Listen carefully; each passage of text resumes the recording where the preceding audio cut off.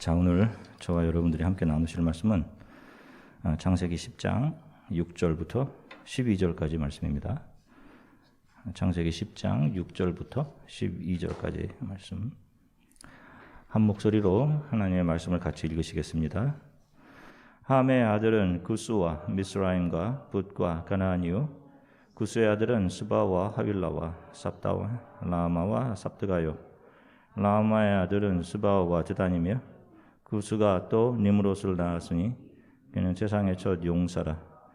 그가 여호와 앞에서 용감한 사냥꾼이 되었으므로 속담에 이르기를 아무는 여호와 앞에서 니므롯같이 용감한 사냥꾼이로다 하더라.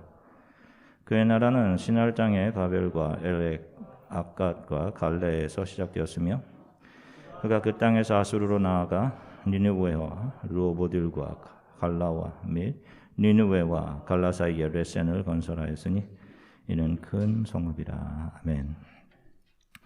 할렐루야. 자, 여러분 한 주간 동안 평안들 하셨습니까? 예. 자, 우리가 지난 시간에 셈과 그의 후손 에벨에 대해서 살펴보았습니다. 에벨은 우리 성도들이 기억해야 할 이름입니다. 에벨은 건너 지나가는 사람들이라는 의미로 에클레시아, 교회 성도들을 말합니다. 이 땅을 나그네로 지나가는 교회 성도죠. 셈이 바로 이 교회의 조상이었음을 성경이 이야기하고 있는 것입니다.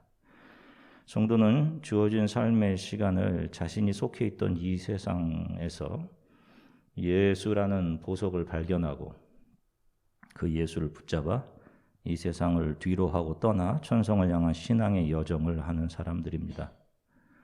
그들을 세상에서 불려내어진 사람들, 에클레시아, 교회라고 하는 거예요, 여러분. 교회에 다니고 있다고 해서 교회 성도가 아니에요. 이들은 자신에게 주어진 삶 동안 예수를 발견하고 그 예수가 인도하시는 대로 이 세상을 뒤로하고 천성을 향한 행진을 계속합니다. 그들의 삶은 자신의 잘됨이나 자신의 유익에 집중되는 삶이 아니라 매일 하나님의 뜻을 구하며 살아가는 데 집중되어 있어요. 성공이나 소유를 위한 삶이 아니라 하나님 앞에서의 자신의 존재를 생각하고 먹고 사는 것에 이끌리는 삶이 아니라 예수를 믿고 붙잡고 사는 것에 집중이 되어 있는 것입니다. 그러나 세상 나라에 속한 사람들은 살아가는 동안 어떻게든 기회를 잡아서 이 땅에 잘 정착하려 합니다. 심지어는 종교를 이용해서 하나님을 이용해서라도 이 세상에서 잘되고 성공해서 주어진 삶을 이 땅의 정착자로 살아가려고 합니다. 자, 오늘은 이 세상 나라에 속한 사람들이 이 역사 가운데 어떤 모습으로 드러나는지 그리고 그들의 마지막은 어떻게 되는 것인지에 대해서 살펴보도록 하겠습니다. 오늘 우리가 읽은 본문은 아버지 노아로부터 저주를 받은 아들 함의 족보 이야기입니다. 자, 창세기 10장 6절 말씀을 다시 한번 읽으시겠습니다. 함의 아들은 구스와 미스라임과 붓과 가나안이요. 아멘. 자, 보세요. 아버지 노아로부터 저주를 받은 함의 자손들의 이름이 나옵니다. 자, 그 자손은 아들은 4명의 아들인데요. 구스와 미츠라임과 붓과 가나안입니다. 그리고 그 구스가 니므롯을 낳고 구스가 바벨탑을 건설하게 됩니다. 그리고 그 이후 언어가 혼잡해지자 그 아들 니므롯이 아버지가 세운 바벨을 바벨론 제국으로 부활시킵니다. 이 니므롯이 바로 바벨 제국의 시조가 돼요. 자, 함의 또 다른 아들인 이름은 미츠라임인데 이것은 이집트라는 나라, 그 이집트를 히브리어로 부르는 이름입니다. 미츠라임이. 함의 아들 미츠라임이 바로 모세와 대결하게 되는 애굽, 세상을 상징하는 애굽, 이집트의 시조인 거예요. 자, 함의 아들인 구스와 니므롯이 정착한 바벨론 지역에서 어떤 문명이 발생을 합니까? 메소포타미아 문명이 시작되죠. 그리고 함의 아들 미츠라임이 정착한 이집트 지역에서 이집트 문명이 나왔으니까 세계 2대 문명이 함의 자손에 의해서 나온 거예요. 잘 보세요, 여러분. 아버지 노아로부터 저주받은 함의 족보를 보면 한결같이 이 함의 자손들은 자신이 사는 곳에 잘 정착하려고 애쓴 사람들입니다. 그래서 결국 거대한 성을 구축하고 문명을 이루었으며 대부분이 용사로 당대의 유력한 성공한 사람들로 살아갔단 말입니다. 그런데 여러분, 성경에 등장하는 아버지의 치부, 수치를 덮어내었던 셈의 후손들을 보세요. 여러분, 성경에 나오는 그 주인공들을 이렇게 살펴보면 그 셈의 후손들, 예수 그리스도 가계로 이어지고 제자로 이어지는 것을 보면 그들의 삶은 정착을 위한 삶이 아닌 에벨, 지나가는 나그네로 이 땅을 살아간단 말입니다. 아브라함 보세요. 어디 한 군데 정착하지 못하고 계속 떠돌아다닙니다. 아브라함이 살던 곳은 우르입니다. 지도를 보시면.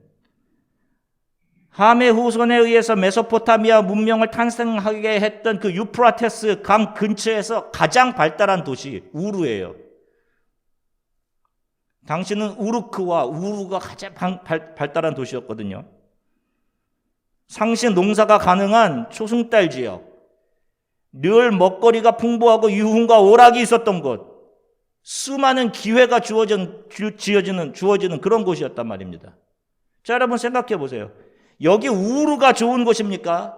아니면 지금 팔레스타인 지역, 이스라엘 나라가 있는 가나안이 좋은 땅입니까? 생각해 보세요. 당연히 우르죠. 가나안은 저주받은 함의 자손들이 살고 있던 곳입니다. 게다가. 그런데 하나님께서 왜 교회들을, 에벨을, 아브라함을 이 가나안으로 가라고 하시는 거예요? 왜? 그 이유는 성도가 있어야 할 것이 어디인지를 오고 오는 에벨들, 교회들, 성도들에게 분명히 알게 해 주시고자 하는 이유가 있던 겁니다. 그 이유는 땅의 문제가 아니라는 거예요. 얼마나 많은 기회가 주어지고 얼마나 또 많은 부와 명성을 가질 수 있는 그런 땅이냐 하는 문제가 아니란 말입니다. 얼마나 화려하고 얼마나 교육 여건이 좋고 편의가 갖춰져 있고 하는 그런 문제가 아니라는 거예요. 세상에 속한 사람들은 이런 여건을 따지죠. 이런 곳에 가야죠. 이런 곳에 정착해야죠. 그러나 하나님의 에벨들, 아브라함들은 그런 바벨론의 발달한 도시 우르에서 가나안으로 가야 되는 겁니다. 왜? 성도들이 있어야 할 곳은 세상에 화려한 것, 편리가 갖추어진 곳, 기회가 주어지는 곳이 아니라 하나님의 약속이 함께하는 곳, 하나님께서 앞서가시면서 길을 내시는 곳, 그곳이어야 하는 거예요. 그것이 불편한 곳이건 화려한 도시건 상관없이 하나님의 내 앞에서 불기둥과 구름기둥으로 인도해 가는, 심지어는 길이 없던 그곳에서도 바닷속에 길이 있었다라고 성경은 분명하게 이야기하죠. 이렇게 내가 이끌어가는 대로 너희는 가야 돼 하는 거예요.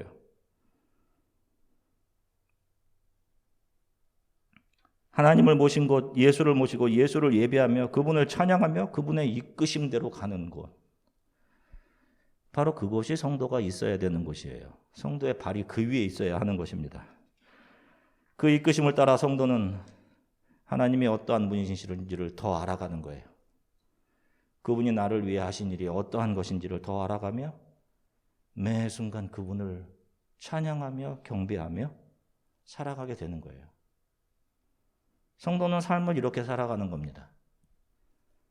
계속해서 창세기 10장 8절부터 9절 말씀 같이 한 목소리로 읽으시겠습니다. 쿠스가 또 니므롯을 낳았으니 그는 세상의 첫 용사라. 그가 여호와 앞에서 용감한 사냥꾼이 되었으므로 속담에 이르기를 아무는 여호와 앞에서 니므롯같이 용감한 사냥꾼이로다 하더라. 아멘. 자, 함의 아들 쿠스가 니므롯을 낳습니다. 문헌에 의하면 쿠스는 하나님을 크게 대항했던 사람으로 알려져 있어요. 좀 잘 들으세요. 그가 바벨론의 창시자인 벨루스로 알려져 있습니다. 벨이에요. 그리스 신화의 헐머스, 그러니까 우리 한글로 하면 헤르메스라고 하죠. 영어로 하면 헐머스입니다. 그리스 신화에 헐머스가 등장하죠. 이 말은 이집트 말로 함의 아들이라는 뜻이에요. 헤르메스, 헐머스가 제우스의 아들이죠. 바로 구스가 헐머스였던 거예요. 헐머스. 바울과 바나바가 루스드라 지역에서 전도 여행을 하면서 나면서부터 걷지 못한 사람을 고쳐주자 그 지역에 있던 사람들이 바울을 뭐라고 하죠? 헐머스, 헤르메스라고 하죠. 그리고 바나바를 헤르메스의 아버지인 누구라고 부르죠? 제우스라고 하잖아요. 그 루스드라 지역에서. 신화에 등장하는 이 헐머스, 헤르메스는 함의 아들 구스가 신격화된 겁니다. 신격화된 거예요. 자신을 신격화시킬 수 있었다는 것은 이집트의 바로와 같이 힘과 권력을 가지고 있다는 거죠. 자, 이 구스가 니무롯이라는 아들을 낳습니다. 니무롯이라는 말은 반역하다라는 의미예요. 자, 여기 보면 그가 사람들이 여호와 앞에서, 아문은 여호와 앞에서 니무롯 같이 용감한 사냥꾼이다라고 번역된 한글로 여호와 앞에서 이렇게 번역됐거든요. 여호와 앞에서라고 번역됐는데 원래 히브리어 전치사는 여호와 앞에서를 히브리어로 알이라는 전치사를 써요. 알이라는 것은 against입니다. 대항하다라는 의미예요. 그래서 니무롯은 여호와를 대항했던 사람입니다. 아버지 쿠스와 같이 여호와를 반역했던 사람들이에요. 자, 또 성경은 그가 세운 나라들이 어떤 나라든지였는지를 분명하게 언급하죠. 창세기 10장 10절부터 12절 말씀 같이 읽겠습니다. 그의 나라는 시날 땅의 바벨과 엘렉과 아갓과 갈레에서 시작되었으며 그가 그 땅에서 아수르로 나아가 니느웨와 르호보딜과 갈라와 및 니느웨와 갈라 사이에 레센을 건설하였으니 이는 큰 성읍이라. 아멘. 자 보세요. 니므롯의 나라가 시날 땅에서, 시날 평야에서 시작됐어요. 근데 거기에 있던 엘렉과 아갓과 갈레에서 시작됐다 이렇게 나옵니다. 시날이라는 히브리어는 당시 바벨론에서 사용되던 말, 또 아카드어로 세미라미스입니다. 이 시날이라는 말이 세미라미스. 한글 성경에서 이걸 좀 잘 해줬으면 참 좋았겠다는 생각이 들어요. 왜냐하면 이 세미라미스가 아주 중요하거든요. 이 여인은 넓은 평지를 소유해서 그곳을 자신의 이름으로 가지고 있던 부와 명성과 힘을 가진 여인이었습니다. 시날이라고 자기 이름으로 지었으니까요. 바벨론 제국에서는 이 여인, 이 세미라미스, 바벨론어로 세미라미스를 여신으로 섬깁니다. 바로 이 여인이 니므롯의 아내입니다. 그 이름을 가나안 땅에서는 이시타르로 부릅니다. 가나안 땅에서 이시타르, 아스다롯 이렇게 부르죠. 여신 아스다롯, 이시타르를 불러요. 그리스에서는 아프로디테, 에베소에서는 다이애나, 이집트에서는 아이시스 이렇게 여신들을 부르는 거예요. 바로 니므롯의 아버지 구스가 바벨탑의 벽을 쌓기 시작했을 것이고 니므롯과 그의 아내 세미라미스가 언어의 혼동으로 무너진 바벨을 바벨 제국으로 재건한 거예요. 그리고 그 니므롯의 아내는 하나님의 자리를 스스로 찬탈해서 자기를 여신의 자리에 올려놓고 권력과 힘을 누렸어요. 니므롯과 세미라미스 사이에서 태어난 아들이 탐무스입니다. 탐무스. 에스겔서에 보면 에스겔이 환상으로 보죠. 성전을 하나님께서 보여주시는데 성전에 있던 여인들이 여호와 하나님을 섬겨야 될 이 성전에 있던 여인들이 누구를 섬기며 누구를 위해 울고 있었죠? 에스겔서에서 담무스였죠. 바로 이 담무스예요. 이렇게 니므롯과 그의 아내 세미라미스와 그의 아들 담무스는 자신의 이름을 하나님 자리에 올려놓고 신격화했던 당시의 폭군들이자 권력자들이었던 겁니다. 부활절을 이스터라고 부르잖아요. 그 이름이 세미라미스의 아카드어 발음인 아까도 말씀드렸던 이시타르에서 왔다고 말씀드렸어요. 이시타르에서 이스터가 왔습니다. 그리고 부활절에서 삶은 달걀을 먹는 풍습 역시 이 이시타르가 춘분 지난 후 첫 번째 돌아오는 주일에 강에서 알을 깨고 태어난 것에서 유래됐단 말입니다. 그러니까 지금까지도 이 세미라미스, 함의 후손들, 함의 가족들은 세미라미스는 부활의 주이신 예수 그리스도가 영광 받으셔야 하는 자리를 이스터라는 이름으로 찬탈한 채 지금도 계속해서 교회와 성도들을 속이고 있는 거예요. 예전에 어떤 분이 교회에서 저에게 그런 말씀 하시더라고요. 목사님 부활절에 예배는 못 드려도 삶은 달걀은 먹어야 합니다. 하는 거 아닙니까? 이런 말씀 하시더라고요. 보세요. 이게 굉장히 우습게 들리지만 너무 무서운 것 아닙니까? 그죠? 하나님 자리를 다른 것이 지금 대체하고 있는 거예요. 수많은 교회 다니는 사람들이 속고 있는 거죠. 거짓된 영향에 의해서. 이렇듯 함의 후손들은 한결같이 인간 최고의 자리에 올라가 모든 것을 가지고 누렸어요. 힘을 가지고 자기를 신격화까지 하고 게다가 최고의 문명을 꽃피우고 사람들을 그 문명 안으로 흡수합니다. 빨아들이죠. 수많은 사람들에게 문명을 동경하게 하고 부와 편리와 성공에 목말라 하게 만들었어요. 그 시스템 안에 있는 거예요. 지금 이 문명이 돌아가는 사람들이 지금 그 안에, 저와 여러분들도 지금 그 안에 들어있어요. 그런데 성경은 이렇게 그들이 만들어낸 문명과 나라를 뭐라고 하죠? 자, 요한계시록 14장 8절 말씀 쉬운 성경으로 같이 읽겠습니다. 마지막 역사의 마지막 시간입니다. 같이 읽겠습니다. 또 한 천사가 그 뒤를 이어 날아가며 외쳤습니다. 바벨론이 무너졌다. 큰 성 바벨론이 무너졌다. 모든 민족에게 부도덕한 짓을 하게 하여 하나님의 진노를 사게 한 대가를 받았다. 아멘. 보세요. 성경은 그 나라, 그 세상을 상징하는 그 바벨론, 그 나라를 하나님을 대항하고 모든 민족에게 하나님을 등지게 하는 부도덕한 짓을 한 나라다라고 이야기합니다. 그 나라들이. 그래서 그들이 하나님의 진노를 받게 될 것이다 라고 이야기를 해요.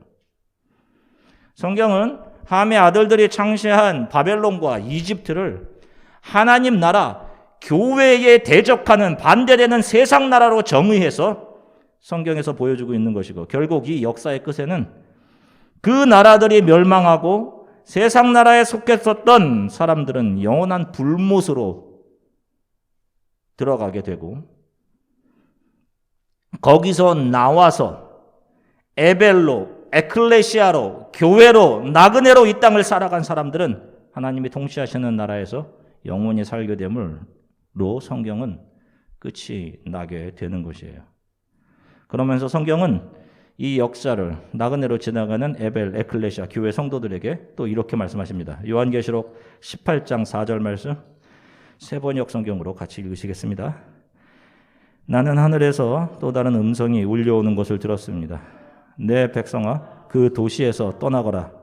너희는 그 도시의 죄에 가담하지 말고 그 도시가 당하는 재난을 당하지 않도록 하여라. 아멘. 보세요. 뭐라고 하죠? 너희는 그 세상에서 나와라. 너희는 그 도시를 떠나라. 라고 하죠.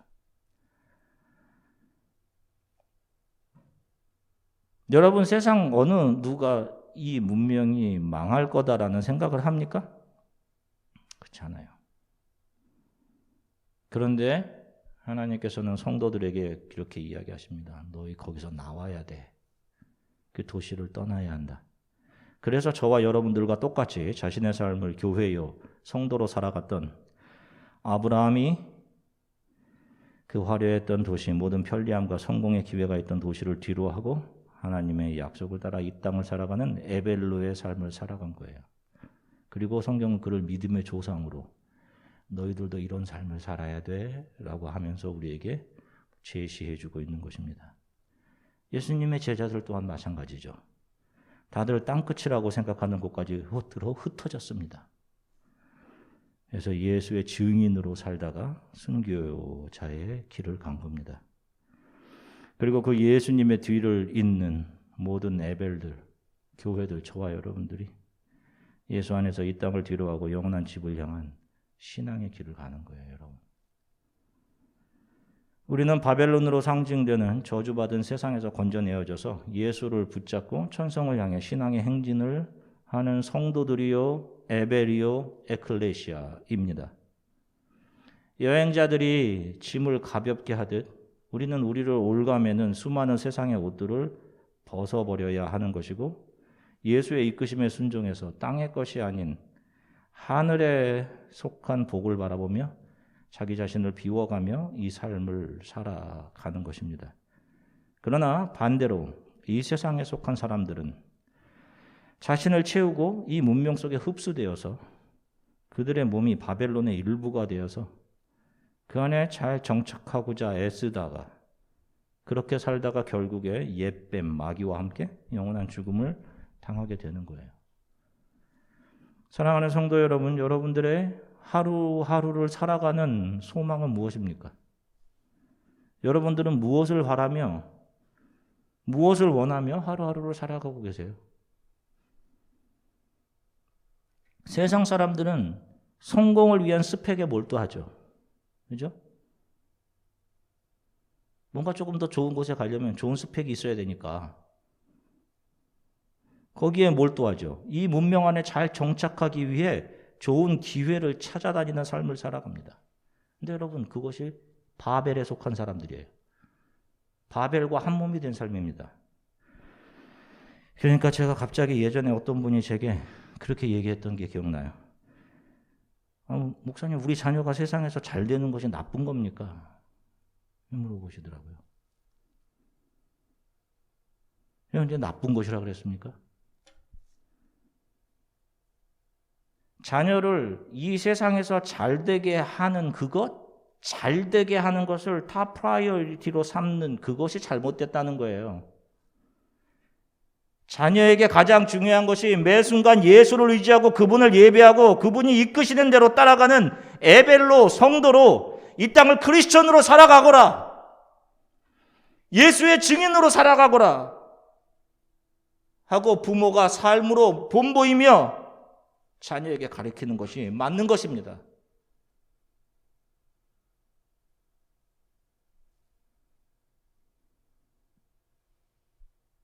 성도가 잠시 지나가는 이 땅에서 무엇이 되는 것은 누가 하시는 거예요?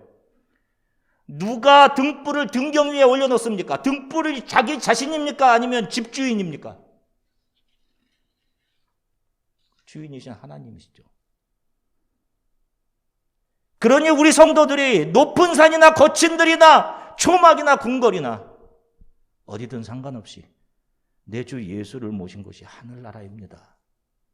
성도는 이렇게 찬양을 하며 매일을 하나님께 감사하고 나에게 주어진 시간과 환경, 사람들을 소중히 하며 모든 것이 하나님으로부터 온 선물입니다. 제가 누릴 당연한 것은 아무것도 없었습니다. 모든 것이 하나님의 선물입니다. 그 매 순간을 소중히 여기면서 살아가는 거예요. 이것이 성도의 삶입니다. 그래서 성도의 삶이 기쁨이 있고 행복한 거예요. 왜? 예수가 내 안에 계시기 때문에. 그분이 내 앞에서 걸어가시기 때문에. 내가 처한 어떤 상황과 환경 상관없이 한 주간도 매 순간을 소중히 여기시고 당연히 누려야 할 건 하나도 없어요. 당연한 건 하나도 없습니다. 모든 것이 하나님으로부터 온 귀한 선물임을 잊지 마시고 감사하시며 하나님을 예배하고 찬양하시며 살아가시기를, 예수로 채워진 그리고 나의 욕심과 욕망이 비워가는 삶을 살아가시기를 주 예수 그리스도의 이름으로 간절히 축원합니다. 잠시 기도하시겠습니다. 하나님, 우리를 이 세상 바벨에서 건져내어서 하나님 나라에 속하게 하셔서 감사합니다. 이 문명이 저주로부터 시작된 것임을 알려주셔서 감사합니다. 예수께서 오셔서 나를 위해 모든 것을 내어주신 그 내어줌의 원리로 우리의 남은 삶을 살아가게 하나님 도와주십시오. 우리의 눈은 위만을 바라보며 세상을 바라보지 않게 하시고 나를 채워가는 삶, 욕심과 욕망을 따라가는 삶이 아닌 예수의 증인으로 살아가게 해주십시오. 우리의 자녀들이 그렇게 에벨로, 에클레시아로, 크리스찬으로 매 순간 하나님을 찬양하고 예배하며 살아가게 해주십시오. 우리 이렇게 잠시 함께 기도하겠습니다. 사랑해 주님 참 감사합니다. 오늘 사랑하는 성도들과 함께 하나님 말씀을 나누게 하셔서 감사합니다. 저주받았던 함의 자손들은 누가 보아도 이 세상 사람들이 부러워할 만한 부와 힘과 심지어 자기 자신을 신격화하며 모든 것을 가졌고 모든 것을 누렸고 그들에 의해 이 문명이 거대한 문명이 건설되었습니다. 그러나 셈의 자손들 에벨들은 이 땅에 정착할 땅 한 조각, 땅 한 평 얻지 못하고 하나님의 약속이 나를 이끌어가는 그곳이 내가 있어야 할 곳임을 알고 그 약속대로 이 땅을 나그네로 지나갔습니다. 에벨로, 에클레시아로 살아갔습니다. 주님, 우리의 삶이 그런 삶 되게 해주십시오. 내가 이 땅에서 무엇이 되고 하는 것은 주님께서 나를 어디다 놓으시느냐 하는 문제이고 그 주 예수를 모신 곳이 그 어딘 곳이든지 높은 산이든 거친 들이든 초목이나 궁궐이나 그 예수가 인도하시는 대로 매일을 감사하며 시간과 환경과 사람들을 소중히 여기며 주님을 예배하고 찬양하며 또 견뎌내며 이 십자가의 길들을 잘 지나 하나님 나라 앞에서 우리 모든 성도들이 귀하게 제외할 수 있도록 하나님은 해주시기를 기억합니다. 또 온라인상에서 예배드리는 모든 분들에게도 동일하는 대로 함께 해주시고 함께 동역할 귀할 형제 자매들도 하나님께서 보내주시기 원합니다. 감사드리며 예수 그리스도 이름으로 기도드립니다.